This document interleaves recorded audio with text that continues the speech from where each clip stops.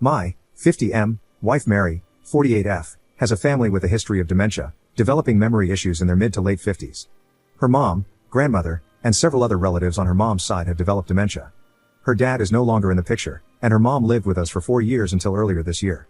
Our kids are independent and out of the house, with the oldest in her last semester of college and the younger one enlisted. The last 4 years were really tough on us and our marriage. Living with someone with dementia is absolutely brutal. We had talked a lot last year about using the remaining college funds, our regular savings, selling or renting the house, quitting our jobs, and traveling for a year or until the money ran out. We just had to wait for her mom to move into a home. I understood her anxiety about developing dementia, and I was burned out. Living through COVID, working remotely, having a wife working remotely, a college and high school student taking remote classes, and a mother-in-law with dementia. Try that and see how well you hold up.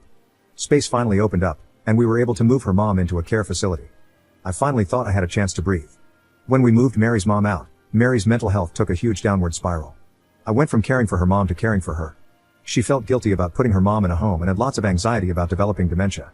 Our plan was to start our travels in the summer of 2024. 2 months ago, I got home, and she had left a note. Basically, she was going on our trip without me. She had quit her job, taken most of the savings, and wasn't sure when she'd be back, maybe a year, maybe sooner.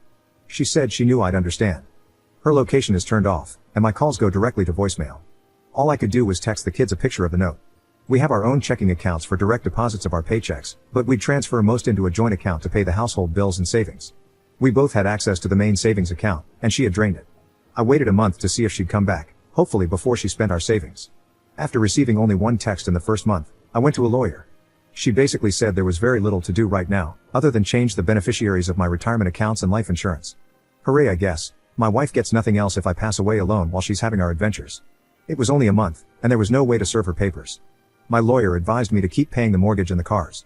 The cost of trying to get a judge to approve the sale of joint assets was more than making payments. I didn't want to ruin my credit by letting one of our cars get repossessed, but I can't sell it because she's on the title. I get random texts, and she sporadically posts on Instagram. Of course, she has comments turned off. I want to block her so badly, but my lawyer advised me that it's better to maintain a communication channel that's not through our kids. Her last post was from Hawaii. She put in the comments how great a husband I was for letting her take this trip. I'm barely making it, paying 2 cars, a mortgage, household bills, insurance, hoping there are no emergencies because I have no savings, and she's enjoying our trip alone. I'm so pissed at her. I helped take care of her mom for 4 years, and when she fell apart after her mom moved into a memory care home, she returned the favor by abandoning me.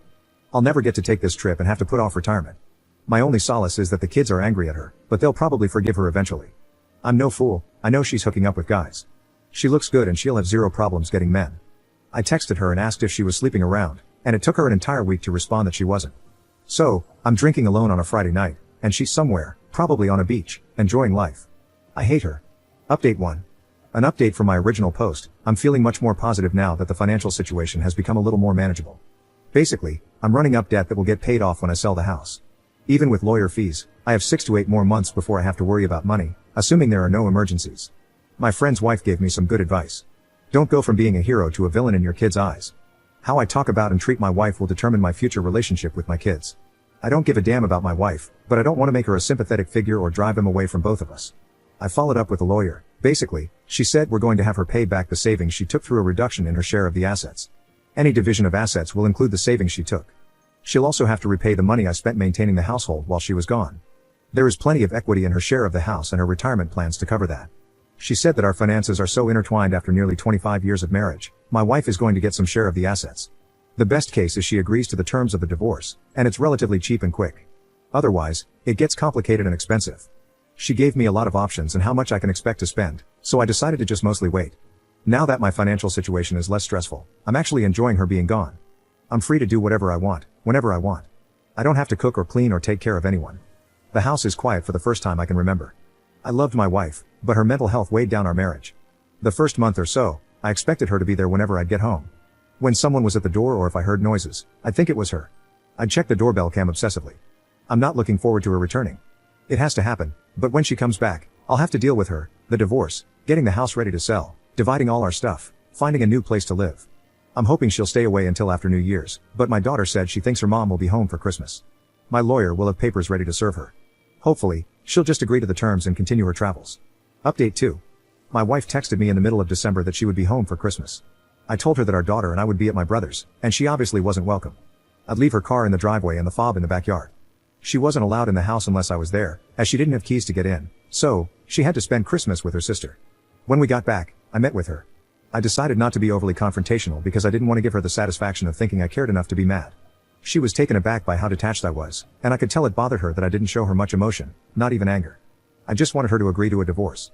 This is a summary of several different meetings, both with and without our daughter, who hasn't wanted to meet with her mom alone yet. I asked why she left without telling anyone. She said she didn't want to wait a year.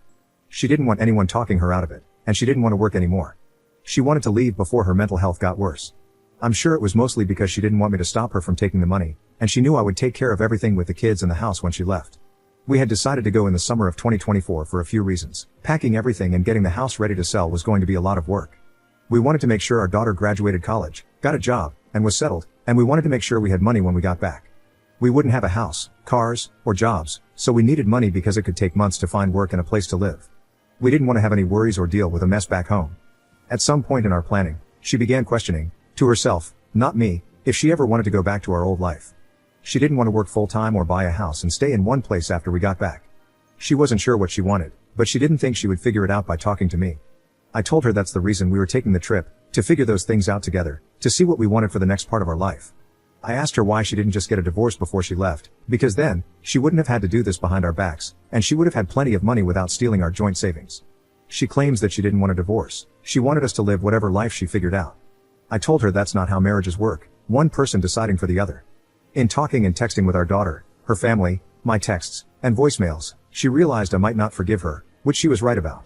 So, therefore, she might have to visualize a future without me. This is where I had hoped she would say some stupid crap like she was going to squander all her money living in a van and make travel vlogs, or she met some guy that she needed to wire money to so they could open an ice cream shop in Alaska. Instead, she wants to be a digital nomad, working part-time fully remote and living in new places. She tried to convince me to go with her, but I'll never be able to trust her, plus I don't love her anymore. Traveling like that for a few years doesn't sound bad, but she doesn't have a job or any work lined up. She's not in her 20s, and that way of living will get old quick. No close friends, no family. I want her to make it work so she won't be here trying to get back into our lives. How are the kids doing? Our son wouldn't have seen us the entire time she was gone anyway. He only responds to her with very short texts.